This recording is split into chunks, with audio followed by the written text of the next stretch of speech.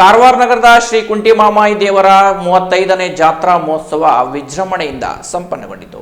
ಜಾತ್ರೆಯ ಮೊದಲ ದಿನವಾದ ಶನಿವಾರ ನವಚಂಡಿ ಹೋಮ ಬಳಿಕ ಶ್ರೀದೇವಿಗೆ ವಿವಿಧ ಪೂಜಾ ಕೈಂಕರ್ಯಗಳನ್ನು ನೆರವೇರಿಸಲಾಯಿತು. ಮಧ್ಯಾಹ್ನ ಮಾಲಿನಿ ಮನೋಹರ್ ರೇವಣ್ಕರ್ ಕುಟುಂಬದಿಂದ ಸಾರ್ವಜನಿಕರಿಗೆ ಅನ್ನಸಂತರ್ಪಣೆ, ಸಂಜೆ ಶ್ರೀದೇವಿ ಪಲ್ಲಕ್ಕಿ ಮೆರವಣಿಗೆ, ರಾತ್ರಿ ಮಹಾಪೂಜೆ, ಫಲಾವಳಿಗಳ ಲೀಲಾವು ಹಾಗೂ ಪ್ರಸಾದ ವಿತರಣೆ ನಡೆಯಿತು. ಬಳಿಕ ರಾತ್ರಿ ರಾಜ್ ಮ್ಯೂಸಿಕ್ ತಂಡದಿಂದ ಕರೋಕೆ ಮತ್ತು ನೃತ್ಯ ಆಯೋಜಿಸಲಾಗಿತ್ತು.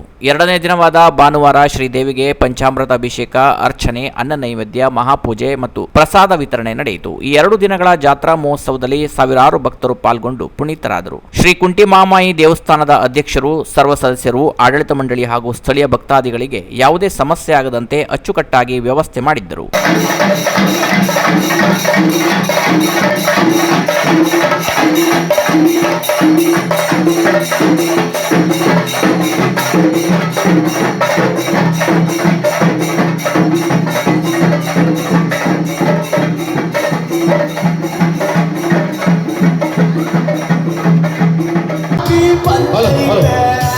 ಎದುರು ಹೋದ್ರೆ ಕೊಂದೈತೆ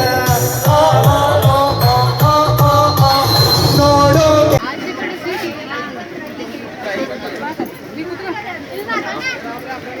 25ನೇ ವರ್ಷದ ಜಾತ್ರಾ ಮಹೋತ್ಸವ ಶ್ರೀ ಕುಂಟಿಮಾಮಾಯಿ ದೇವರ ವಿಜೃಂಭಣೆಯಿಂದ 2 ದಿವಸ ಜಾತ್ರೆ ನಡೆಯಿತು ಮತ್ತು ನಿನ್ನೆ ಅನ್ನ ಸಂತರ್ಪಣೆ ಇತ್ತು.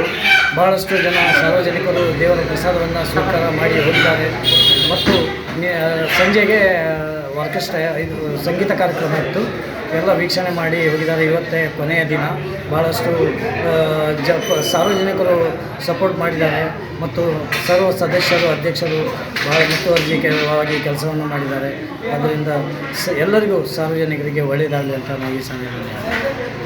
Canara plus news, Karwar.